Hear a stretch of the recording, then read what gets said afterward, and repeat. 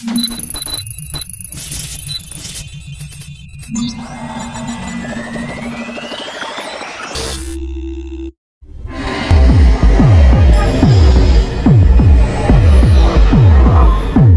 kung lahat ng sinasabi ko ay magkatotoo?